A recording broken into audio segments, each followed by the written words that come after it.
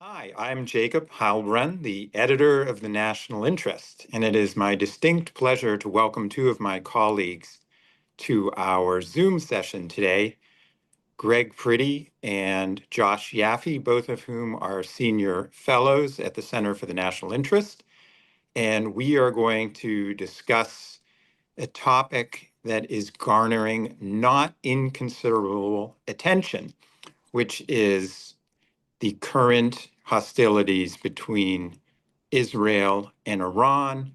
And President Trump has just announced that he might or he might not intervene directly himself.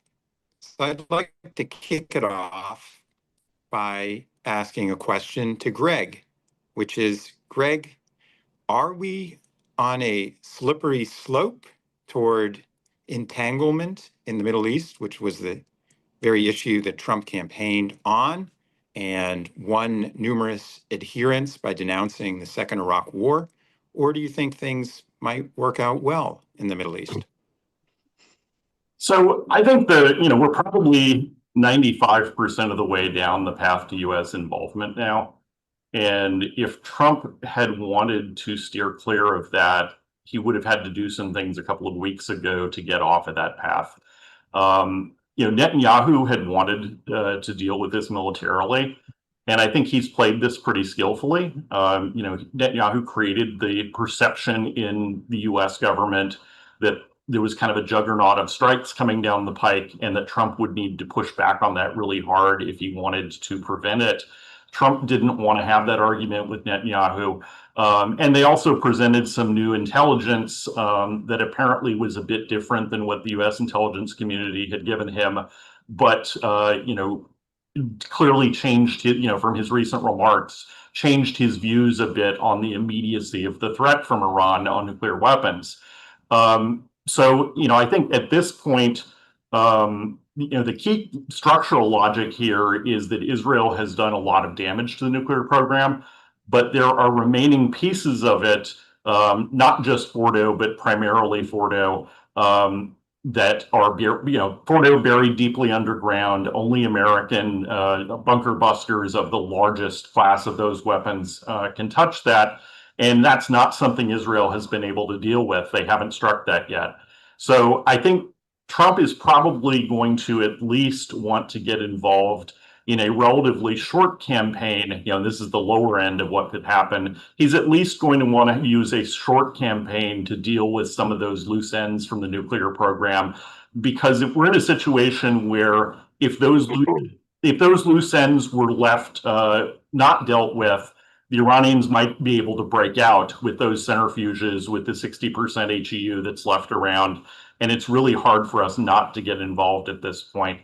So I think that we are headed in that direction toward at least some degree of involvement in this campaign. And that probably, then the question of Iranian retaliation against US bases and whether it could spread from there.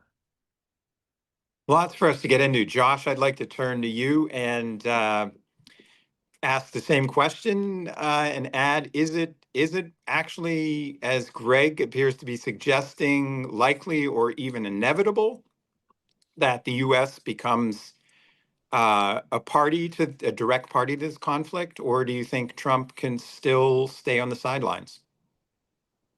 Yeah, I totally agree with what Greg said. I think that there's a high likelihood that the US gets involved, at least for dealing with Fordo. And it just seems that even as much as the administration has tried to keep a distance from activities that are going on, it has dropped subtle hints along the way the last week that the administration has made plans for what involvement would look like. Pulling all of our diplomats out of the region from Iraq, Bahrain, and Kuwait, not pulling dependents of diplomats out was a clear sign that there was deep consideration within the administration of what it would mean, the consequences of direct involvement. So I agree with Greg in that regard. But if you want to talk about sort of longer term, what does it look like? There's this big debate within circles on the right about isolationism or restraint, as some people call it, versus interventionism, or what some people would consider to be sort of a new form of neoconservatism. And Israel's caught up in the middle of that debate, and whether to support Israel or not to support Israel is the a much larger question of whether folks on the right want to be deeply involved in conflicts around the world and other messy foreign affairs that may not have easy solutions and deals that can be made. Um, and it's interesting to see as this unfolds, the more Israel succeeds, the more isolationists on the right may get what they want. You can easily imagine the outcome of this, in which, regardless of what happens in Tehran with the regime, that Israel is able to lay down the terms of its engagement with the region and rewrite the security dynamics of what goes on in the Middle East, allowing the United States to withdraw large numbers of forces and refocus its efforts on China, which is what a lot of people on the isolationist right wanted in the first place. So you're essentially sketching out the vision of Israel as the de facto or military hegemon of this region. Now that it has quashed Hezbollah in Lebanon, you've had the ouster of Bashar al-Assad in Syria, and now the third domino, as it were, would be Iran. I called a friend in Riyadh this morning about a different matter. We were talking other affairs, and he happened to say to me in the middle of it, it's quite possible that Tehran and Damascus will normalize with Israel before Saudi Arabia does. So you just think about that for a minute. Well, He's it not is wrong. interesting that Syria has remained quiescent about the Israeli strikes on Iran, has it not? Okay, so you're right. This is an important point that the media has not been covering, the commentators have not been focusing on the last couple months. We wrote a piece about it in the National Interest. It's important to note how many points of leverage Israel has over the transitional government right now, and it's unclear what the ultimate goal of that is. It's clearly paying off right now. Ahmed Ashara has publicly said they are not going to stand in the way of what Israel is doing. But you have to imagine that Netanyahu and the coalition government have a reason for stacking up all these points of leverage over the transitional government in Damascus, and that they will want to cash in some of those chips over time. And what that is a big question. What we wrote about is the potential that what Netanyahu wants is a transfer of Palestinian residents out of Gaza. They need somewhere to go. There were discussions back in January about a number of different countries that can take them in, among which was Syria. And I wouldn't be surprised to see al-Shara at some point saying that can be accommodated in exchange for the relief of all these other pressure points the Israelis have. Even in the cover of what's been going on the last 2 days, there's news reports of the Israelis demolishing homes on the Syrian side of the Golan border. So again, what do the Israelis want? But if you say, is this a new Israeli regional order? Not necessarily. Turkey matters, and what Turkey wants is not clear to me. It's clear that the United States has been pushing Israel and Turkey to meet and to get together and talk through whatever issues they have. But Erdogan has a lot of influence of his own, not just in Syria, but he will have vis-a-vis Iran, whatever happens. And it's not clear to me what Erdogan wants and how he wants to achieve it. Greg, I'd like to get to that was very interesting, and we're going to circle back to that. Greg, I want to get back to the nitty gritty of what's going on right now. Do you think that if Trump launches these bunker busters on Iran, on Fordow, A, will it work? And B, what will be the strategic consequences for the US? Do you anticipate the Iranian regime then striking out at American military bases centered in the Middle East? So I'm a bit more pessimistic on this than Josh. In full disclosure, for anyone who reads my Twitter feed or my writings, I am a very moderate restrainer. I'm not all the way in that camp, but I have restraint leanings. I think in terms of what it's going to do to Fordo, that's that's a very good question. We have never been able to simulate precisely the type of rock that is above. We've done some tests trying to simulate that, but we're not going to know until we try it. I think that the assumption in the U.S. military has been that we might have to hit it several times, where we're literally going and digging down and then essentially breaking rubble that we're jackhammering down into it with 6 or 8 warheads. But we've got enough to do that. And the massive ordnance penetrator, that biggest bomb that we have, was designed really for this mission. So I think we probably have the capability to do it. I don't think, there's a question. Some people would say that Iran is going to just sit on their hands and not do anything more because they're going to be so terrified. They still have a lot of things that they can throw at us. They are running down the supply of longer range missiles that they've been using against Israel, but they have much more numerous short range systems like the Fatah 110 and of course all the drones. And I think that you will see some blowback at US bases. I personally think it is difficult to see them swallowing their pride and not doing that. The question is, will it be limited to hitting US bases, or would it also include shipping oil? There is a big hurdle for the Iranians to do that because, one, they have had rapprochement with, the Saudi-Iran normalization has been going well, and that's something that I think had been a success story. I don't think the Iranians really want to do that, but it also is the case that that is really the only pain point that they have to hit at the US. And they have the capability there is quite high. People always talk about shutting down the Strait of Hormuz, but the more immediate vulnerability is, specifically that facility Abqaiq that they hit in 2019. And that was calibrated. They only hit they only hit a portion, less than 30%, of the sulfur separation towers there. You have to get the sulfur gas out of the oil before you put it on a tanker because it's unstable. So they calibrated that attack so that it would not have a significant economic impact. You route around the damage because the facility is run at under capacity and had excess capacity built in to deal with something like that. But if they were to take down more of that facility with sustained campaign, and they also, now that it's better defended, they'd probably use ballistic missiles rather than drones or a combination of the two. But if you actually could take that offline, that's potentially several million barrels a day that cannot be routed anywhere else to have the sulfur gas taken out and would have to be shut in.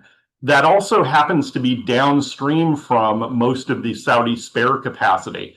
So in oil market analysis, when you talk about Saudi spare capacity and bringing that on to deal with a disruption event, it becomes irrelevant if that piece of infrastructure goes out, because that is the piece of infrastructure that you need to connect and process that to the export terminal. So they have something that they can probably do with accurate short-range ballistic missiles. And if they wanted to, it's just they don't want to do it because of the relationship with the Saudis, but it is the one way they could really hit at Trump and his domestic constituencies that are going to be wary of this. So I think it's hard to hazard a projection right now. It's a very high hurdle to get over to do that, but they can. Josh, you are clearly fascinated by this internal debate on the right over Iran and Israel. And Scott McConnell in the American Conservative has a piece today where he says that America is being chain ganged, in his words, into joining a war that he believes will be an imperial fiasco for the United States. And for Tucker Carlson, Steve Bannon, and others are saying that this will be the final blow to the American empire, as it were, and that Trump will destroy his presidency by intervening in the Middle East. And for them, this is really Iraq war redux, right? That the Pat Buchanan and others John Mearsheimer Stephen Walt warned about the second Iraq War in 2003. They proved to be largely vindicated by what turned into a debacle. Now, the argument is that we're seeing a rerun with Donald Trump, of all people, the very candidate who declared an end to endless wars in the Middle East. Do you share this concern, or do you think each situation is its own? That this could, in fact, turn out dramatically differently. Look, one of the problems that you face in dealing with Washington attitudes towards Israel and Iran and this set of issues, now that we're in this conflict that people have been predicting for the last 20 years and has never occurred, now it's occurring, 25 years. Now you have to look back and you have to face a problem. It's a problem in Washington, and it's a problem of how we understand both Israel and Iran. You have an industry built up in Washington around Iran. Over this last decade or more, you have hundreds or thousands of people who have built their careers as Iran experts, many of them knowing very little of the culture or the language, none of them having visited there.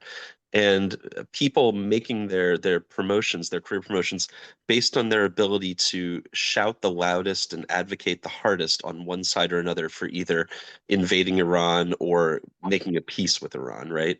If you go hard to Are the left or you hard, are you including Senator Ted Cruz in this, who has been flushed out by Tucker Carlson? I don't know if you saw the interview, but he didn't know how many people live in Iran. He yeah. doesn't know the various ethnicities. I don't think he knows the first thing about it. I respect Ted Cruz for a lot of reasons, but the reality is that in Washington, for as much as people talk Iran, extremely few people know anything about Iran. It's maybe to the benefit in the last few years that you have this group of actual Iranian-born American citizens who have taken up jobs in the government. I know you had the controversy then a year or two ago where Tehran claimed that some of these people were sleepers advocating for their government. I don't know the truth or the untruth about that, but I do know that there is such an industry built up around this, and there's so many shysters out there promoting themselves with so little expertise on it. I don't pretend to be an expert on Iran in any way, shape, or form. Certainly not. Um, but the problem is that it creates a bubble and a false sense of certainty that we understand what's going on or what's not going on. What are the assumptions that underlied the basis for believing that a war against Iran would have these detrimental, deleterious blowback effects to the United States? Part of the underlying assumptions were that Iran would activate its proxies throughout the region to target not just Israel, but US assets of a vital interest. Okay. Well, in the last 2 years, Israel has slowly and steadily rolled up the capabilities of each of those proxy forces. Um, that was a fundamental underlying assumption why we should not allow Israel to do what it is currently doing. Um, so, okay, someone needs to go back and reassess the assumptions on which it was based that so many in Washington advocated against allowing Israel to do this type of activity. Um, I think that the types of issues that Tucker Carlson, Marjorie Taylor Greene, um, Steve Bannon, and these other individuals, the types of ideas they're promoting, which have their place and have their value, uh, need to be understood in terms of U.S. National interests over the long term. There has to be some form of engagement with the world. And to say that supporting Israel in all of its activities is going to have deleterious effects, then uh, the you have to ask yourself, is that really a reflection of the reality on the ground in which Iran doesn't have the capabilities it once had and isn't able to mount a defense the way we once expected it to? Or is that simply a reflection of an internal political debate in Washington that is detached from the reality on the ground? Let me pose another question to you about Arab armies. I think it was Ken Pollock who, in his dissertation, looked at the record of Arab armies. And, there have been contentions that Israel's, what appeared to be Israel's phenomenal wins against overpowering forces. In fact, if you look back at Sir John Glubb's memoirs, who was an advisor to the Jordanians after 48, he said that the Arabs never had a chance. They were not unified. The armies are not well trained. Are we actually seeing another example of that? That the Iranian regime is corrupt and sclerotic? Greg? So I think we're going to find out. I'm not sure that the Ken Pollock analogy holds for Iran. I mean, that was specifically about some deficiencies in how Arab armies were constituted. So, but leaving that aside, we're testing all these assumptions right now. I disagree with quite a bit of what my colleague had said earlier, just about, I think that Iran has a lot of capabilities that we don't know if they're going to use them or not. And that goes to their policy calculations. That also goes to their sense of national pride. Those things do come into play when you're deciding how to retaliate against something like this. Do they have the capability to hit shipping, hit oil, hit bases? Yes. And that's a different set of things. That doesn't involve proxies. That's a different set of things that are involved in striking back at Israel. So these are weapons they haven't been using yet. How exactly that plays out, we have yet to see, but they have the capabilities. And one other thing to say, just to add to what Josh was saying earlier, I think this idea of a Pax Israelica that goes across the region, there's a lot of truth to that now. And Israel has the military campaign has been amazingly competent and well put together, as usual for them. They've done some amazing things.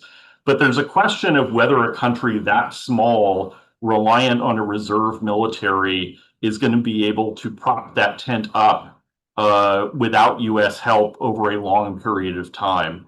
And that's where I'm worried, because I think we could end up with a mowing the lawn situation with Iran, where they're trying to reconstitute their nuclear program. The government has, we've done a lot of damage to the government, but they try to reconstitute, and then we end up having to go do it again and again. And elsewhere around the region, where you're going to see these start to reconstitute and build back. But Pax Israelica is still going to have a lot of aggrieved people around the region with an axe to grind, who are trying to build the capabilities to push back on it. And that raises the question of whether the US gets pulled in to backstop that. Josh, what do you think? No, Greg's absolutely right. This regime in Tehran, the Islamic Republic, is not going to negotiate its own drawdown from the escalation. They can't. They have staked out the hill that they will die on, and it is this nuclear program. And their willingness to push back against public dissent over the last 10 years should be signal enough that they're not going to negotiate their way down from all of this under the terms that have been proposed to them. You don't need Khamenei's speech today to tell you that. So I think Greg is absolutely right. There are still capabilities. They will use them. And at some point, they have no reason not to use them, since there's not going to be a negotiation in any realistic sense. And so that does open up a whole nother set of military concerns and defense considerations. I think that in terms of the cohesion of the Iranian military forces and the security forces and the cohesion of the regime itself, the biggest indicator that we're going to get in the next week or two is you're going to have a large outflow of financial capital and citizens trying to leave the country. That's just a simple fact. It's a risky proposition to remain in Tehran right now, and people can't possibly have much confidence in their own security forces' ability to withstand a full-throated campaign from the Israelis for the next 2 weeks. So the regime is going to have to do something about capital outflows and human outflows. And when the regime starts to impose controls at the borders and controls on the finances, I think that's when you're going to see the friction rub up against between regime and society, and then you're going to see how things play out there. So I would like to see the response from average everyday citizens once the regime tries to bring in under control the capital flight and human flight. Greg, I wanted to ask you about Trump's declaration the other night that the only thing that would satisfy him was not some kind of revised arms control deal, but unconditional surrender. Now, unconditional surrender was imposed on Germany and Japan in World War II. That term means that there's nothing to talk about. And it usually provokes an adversary into fighting to the death. It means Because, someone's going to the gallows. yeah, I mean, there's nothing to debate about or discuss. It's not going to end with some kind of compromise. How seriously do you and Josh take this? Greg, go first. I think that was Trump, going on a Twitter tear without having thought through it. And that's part of this is the policy process in this administration is broken. You've got a lot of things that are happening without adequate discussion and deliberation, and you've got too few people with expertise in the room for that. In terms, I think Trump is going to want to hit Fordo, finish the job. And then Trump, I think right now is thinking they're going to cave in a week or two from now. They're going to be on their knees in front of me begging for a deal. And when it doesn't happen, when it doesn't happen, and when they actually do strike back against American bases, he's going to be kind of surprised. And then this could end up dragging on for a while. This gets at an even larger issue, which is that Trump also claimed that he could get peace in Ukraine in 24 hours. The Gaza conflict continues to grind on. So you think the same mindset is operative when it comes to Iran? Yeah, I think Trump sees this as an easy fix where they're going to crawl back to him and want a deal and be eating out of his hand. And that's not going to happen. Josh? A lot depends on how long this campaign goes on, and a lot depends on the nature of it as it escalates. Look, it's hard for me to see a way that the regime doesn't come under threat of change of some sort. Maybe not as a result of this campaign directly, but in the weeks and months following it, it's hard to imagine a situation in which the military and the Revolutionary Guard themselves don't question the judgment and the leadership of their own civilian, uh, uh, head. Um, and that's a very difficult situation. What you had at the end of the Iraq War with Saddam Hussein, there were a lot of talks about should the U.S. get involved and go deeper and take out Saddam. And in the end, there was a decision not to cross the line. And in 1991, 92, 93, what you had was the settling in of reality in which the U.S. tried every measure it could, sanctions, no-fly zones, you name it, international pressure, trying to encourage the Iraqi people to rise up. And of course, when some Iraqi people did rise up, they were immediately put down brutally, and a lot of them ended up having to go into exile. As a result, some of them to the United States. You could end up in a situation like that where the regime simply will not negotiate and it will suffer through, and it takes a gamble and says we can put down any localized dissent that arises, and you end up in a indefinite 2-3 years of international isolation for the Iranian regime, brutalizing its own people, and no ability to influence that situation by the international community except to watch it slowly fester, and people in Washington saying, well, we should have been less restrained, and we should have been more directly involved to begin with to push it over the edge when we had the chance, but now we've missed that chance. That was exactly where we were 91, 92, 93. So a lot depends on the next few weeks and months, the level of the campaign. If the US gets involved now, then does that create a tipping point for the regime or not? So I don't know how to answer it. We need another week or two to see how the military combat plays out.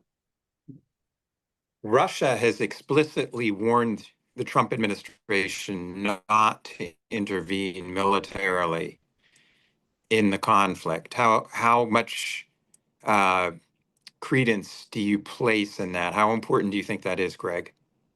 I think that's a very low importance. I mean, this agreement they signed recently, the Treaty of Cooperation, whatever they called it, did not have any defense provisions. They basically have an arms supply relationship. It's going to be unfortunate for Russia that they're not going to be able to be getting drones from Iran anymore for a while. But Russia has their hands full. They don't have forces deployed into the region. And this is really just rhetoric. What about the impact on global energy prices? Do you see a potential for it going up to 150 a barrel? Potential, yes. Now, as I outlined, there is a big hurdle to get it. They do not want to hurt Saudi Arabia. That's something that they would do in extremis to get at the US rather than, and something they don't want to do to the Saudis because they want that relationship to continue to improve. And they also don't want to drive the Saudis toward us. But if they get over that hurdle and they actually were able to damage infrastructure, and I assume if they did that, they wouldn't just hit Abqaiq, they would hit other facilities in other GCC countries, that probably not all of them, but some others. And they probably would also follow that up with naval measures, mainly anti-ship missiles and mines to try to impede shipping. And if they did all of that, we can clean up the naval aspect of it in probably 6 weeks. That's more doable. But some of that infrastructure damage takes inherently, even if you throw money at it, it's going to be several months before you've got it back up and running. There are inventories of oil around. We're not going to run out of oil. That's not the question. But when inventories go abnormally low, prices go way up. We've seen that. So if they did everything that they could possibly do, yes. But it's far from a foregone conclusion that they're going to go to that level because it has blowback for them as well. Josh, do you have any thoughts on that? I defer to Greg on oil and gas and energy prices. He knows far more than I'll ever know about the topic. Let me ask you guys as a final question, because the situation is obviously fluid. Just give me your gut sense. Is this war the march of folly, or do you think things are going to turn out well? Greg? I'm definitely in the march of folly camp.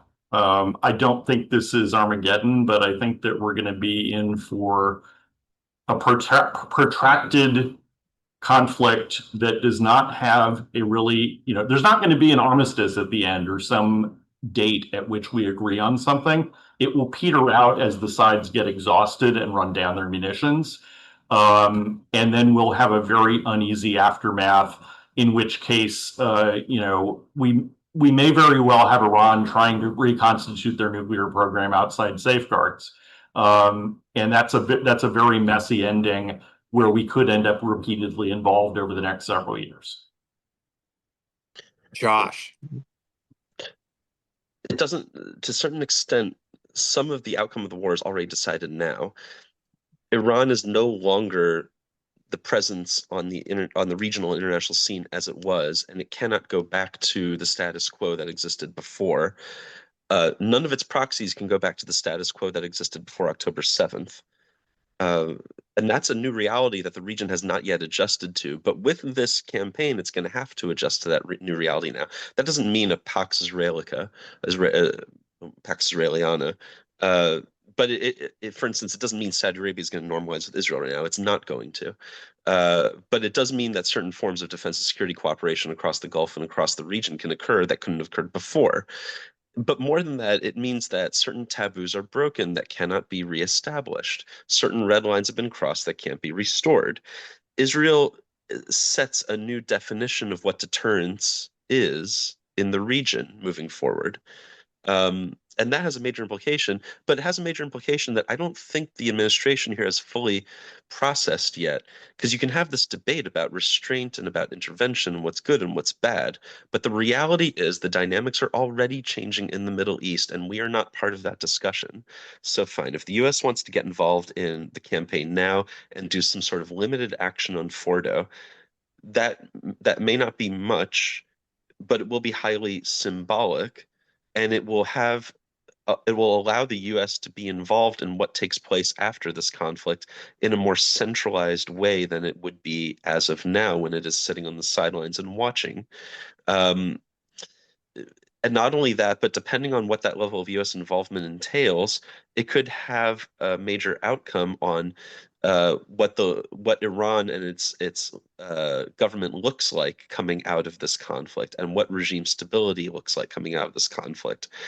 The one thing that I don't think anyone wants to end up in is a situation where Israel's campaign has a limited cutoff line as to what they accomplish. They go home, they've destroyed large parts of the nuclear program and decapitated certain parts of the security leadership, and that's all that Israel can do. And then we enter a situation in which the Iranian government is unstable but still in place, and isolated from the world, brutalizing its own people and unable to, with no one able to do anything about that fact. Um, Perhaps resulting in large, as Greg mentioned, large damage to energy and oil infrastructure and the global energy economy in the process. And the US then, without serious policy options for cleaning up this situation or having any impact as to how to move on from it, to end up in a situation where, like Greg said, you have no sort of armistice even. You just have nothing at the end of it, where nobody talks to anyone and everyone shouts at each other from behind their defensive lines. That seems to me to be the worst outcome. And the US has a chance to So, influence that now. I'm not sure what that looks like or how it wants to do that, but sitting on the sidelines it does not help you to do that.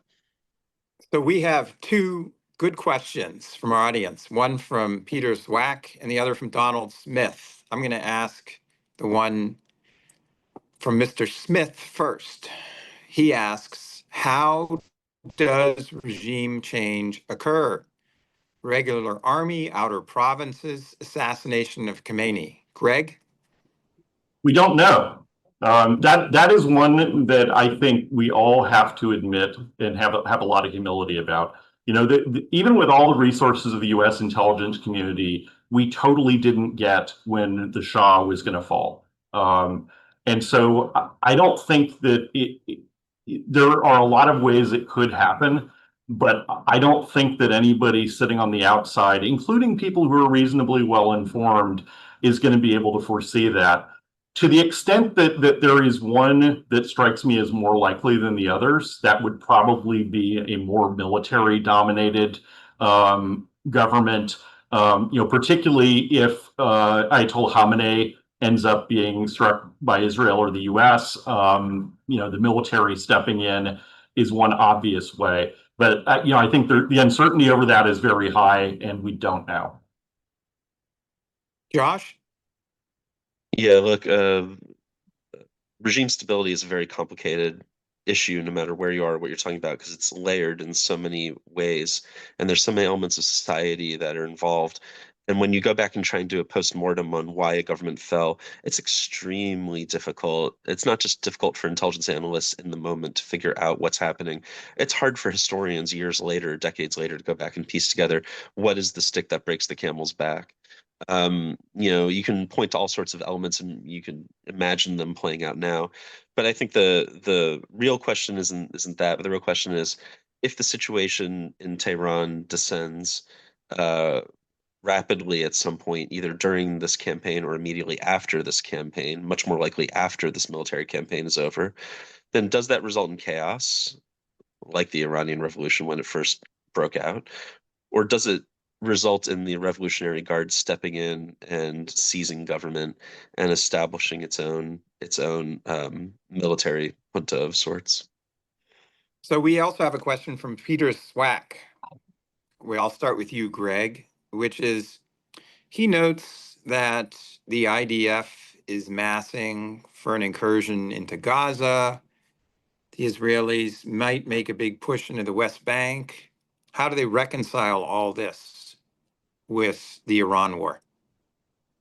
It might be something where they may perceive an opportunity to get some of that done while all the chips are up in the air and everything is chaotic. Um, the politics of that in Israel, and I'm sure Josh can speak to this more, but that has changed radically. The idea of population transfer 30, 40 years ago was outside the pale. That was kind of beyond the pale for Israeli politics. That was a kind of 5% fringe idea.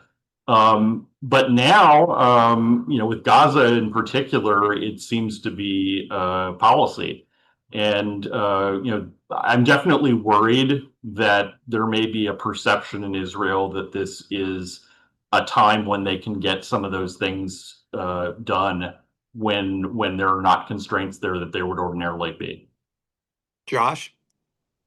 Look, that's a big issue. The big issue is domestic Israeli politics. Bibi's not going to be around forever. Nobody is around forever. And coming out of this, what does Bibi want? And politically, what can he achieve? So I agree with Greg that under cover of this conflict the next couple weeks, no doubt the government in Israel will make moves on other fronts that it sees as beneficial to its domestic standing. I don't know quite what that will look like. The big problem right before this attack was Shas was threatening to withdraw from the coalition, which could, in theory, have forced a new election, though a lot of people felt the numbers in the Knesset were such that even if Shas had withdrawn, it could have been patched over without having to hold a new vote. And the issue there was the enrollment and enlistment of yeshiva students into the military. You can easily imagine the Israeli government doing things on settlements in the West Bank to solidify its sovereign control over those places in much the way that Smotrich and others would so desire and have been hoping for as a payout for their maintaining the coalition throughout the last year and a half since October 8. And you can imagine the Israeli government making those moves in the West Bank now while everyone is focused elsewhere. Well, gentlemen, this has been very instructive for me, and I hope for our audience as well. I thank everyone for joining in and for posing questions, and we'll have to do it again soon. Thank you.